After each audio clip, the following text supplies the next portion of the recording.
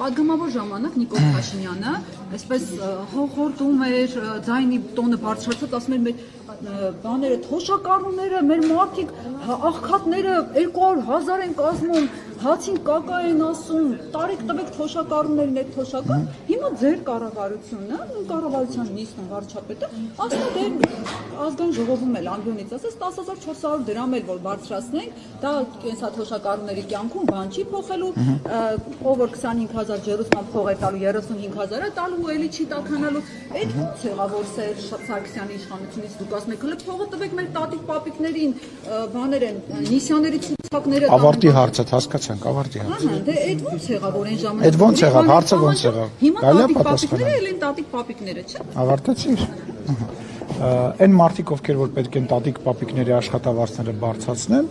այդ մարդիկ պետք է արեստավարժ լինեն։ Դա մեկ։ Երկրորդը այն մարդիկ, ովքեր որ այսօր այդ տատիկ պապիկների հոսանքի վարձի, որակի գործով են զբաղվում, ճանապարհների խաղաղություն են բերում եւ պետության բոլոր ուղղություններով աշխատում են եւ ամեն աստծոր ամեն ինչի մեջ